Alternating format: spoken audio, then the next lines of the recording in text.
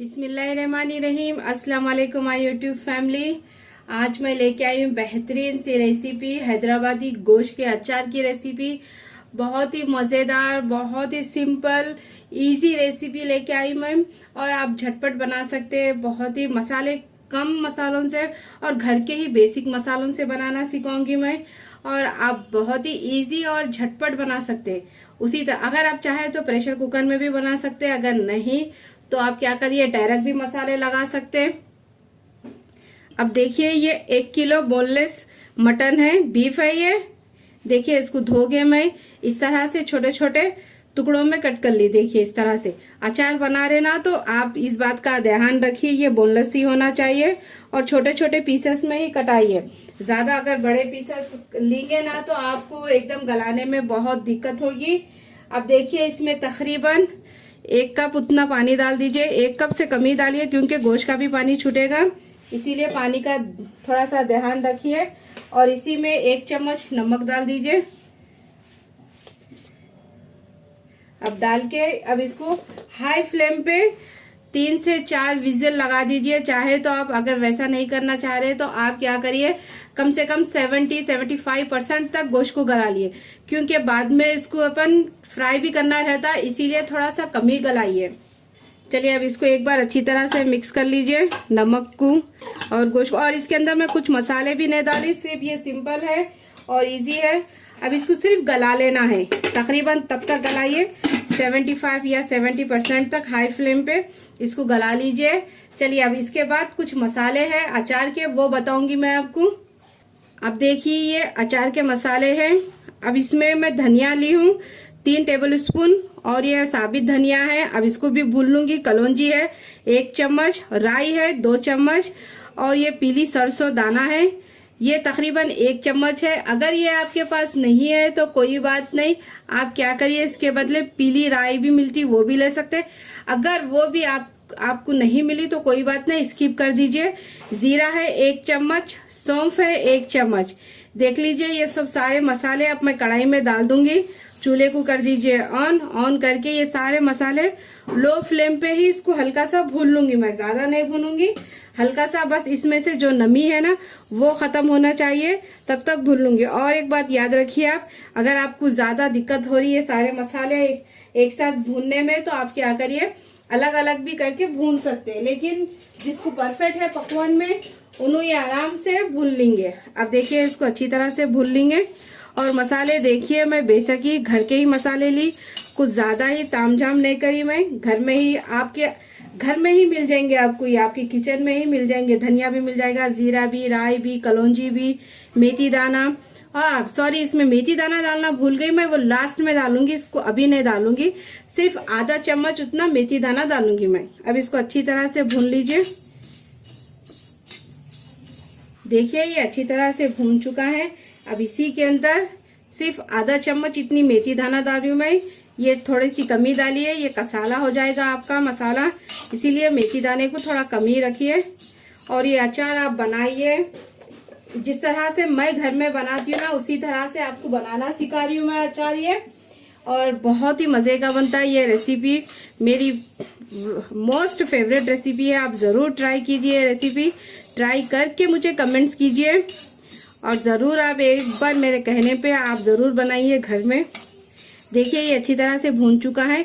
अब ये मसाले को निकाल के अच्छी तरह से पीस के ला लीजिए, पाउडर फॉर्म में बना लीजिए इसको।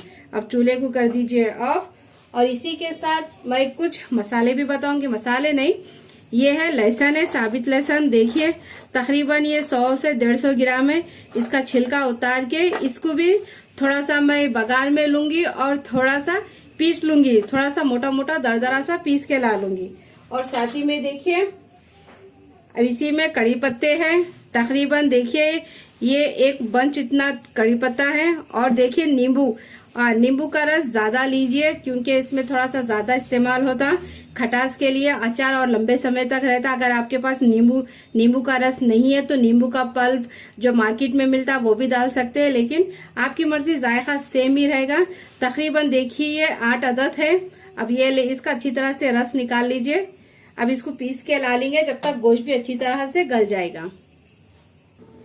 देखिए तकरीबन 5 से 6 सीटी हो चुके हैं और इसमें थोड़ा सा पानी इसका आ चुका है। अब इसको क्या करीजिए, पानी को अच्छी तरह से सुखा लीजिए और गोश्त भी 75% तक गल चुका है। अब इसको क्या करना है, पानी को अच्छी तरह से ड्राई कर लीजिए। ड्राई करने के बाद मैं बताऊंगी आपको। लीजिए ये अच्छी तरह से ड्राई हो चुका है, सूखा हो चुका है, इसका पानी भी अच्छी तरह से जब्स हो चुका है। अब चूल्हे को कर दीजिए ऑफ करके अब इसको साइड में रख दीजिए। अब देखिए एक कढ़ाई चढ़ा चुकी हूँ मैं। अब इसी के अंदर गोश्त को अच्छी तरह से फ्राई करूँगी। अब तकरीबन ऑयल को अच्छी तरह से गर्म कर लीजिए। देखिए इसमें तकरीबन मैं ज़्यादा ऑयल डाली और अच्छी तरह से इसको कड़क एकदम तलना है। अगर आपको ज़्यादा कड़क नहीं पसंद तो मीडियम भी कर सकते हैं। चलिए अब इसको अच्छी तरह से गर्म करके ला लेंगे। देखिए तेल अच्छी तरह से गर्म हो चुका है। चूल्हे को कर दीजिए कम करके ही गोश्त डालिए, नहीं तो ये आपके ऊपर छींटे उछलेंगे। इस बात का ध्यान रखिए आप। अब ये सारा गोश्त मैं इसी के अंदर डाल दूंगी, क्योंकि कढ़ाई बड़ी है इसीलिए आराम से ये पूरा तले जाएगा। अब एकदम से इसको अच्छी तरह से क्रिस्पी होने तक फ्राई कर लीजिए। लीजिए गोश्त अच्छी तरह से फ्राई हो चुका है। देखिए अच्छी तरह से क्रिस्पी हो चुका है। अब इसको निकाल दीजिए। चूल्हे को कर दीजिए ऑफ करके अब ये सारा गोश्त निकाल लीजिए। अगर आपको और ज़्यादा कड़क करना है तो और थोड़ा सा फ्राई कर सकते, लेकिन ये परफेक्ट है, ये बराबर है। देख लीजिए आप। देखिए अब मैं देखिए अब इसी के अंदर 1 चम्मच ज़ीरा डाल दीजिए। फ्लेम को हाई कर दीजिए। राई भी डाल दी मैं इसी में। और आप ऑयल की क्वांटिटी कम या ज़्यादा भी कर सकते हैं, लेकिन आप थोड़ा सा ज़्यादा डालेंगे तो अचार एकदम से लंबे समय तक चलेगा। इस बात का ध्यान दीजिए, इस बात पे गौर कीजिए। अगर आपको कम ऑयल डालना है तो क्वांटिटी कम भी कर सकते हैं। तकरीबन ये 2 कप भर के ऑयल है। अब इसी के अंदर लहसुन डाल दीजिए, मोटा कुटा हुआ। लहसुन से इसका फ्लेवर भी बहुत अच्छा आएगा, आप ज़रूर डालिए। और इसी में कड़ी पत्ता और थोड़े से ये बारीक लहसुन या और थोड़ा सा मोटा लहसुन है, ये भी सारे डाल दीजिए। जिस तरह से मैं बना रही हूँ घर में, जिस तरह से मैं बनाती हूँ ना, उसी तरह से आपको रेसिपी दे रही हूँ। अब फ्लेम को कर दीजिए लो फ्लेम पे। इसको तकरीबन जब तक लहसुन का कच्चापना नहीं जाता तब तक पका लीजिए इसको।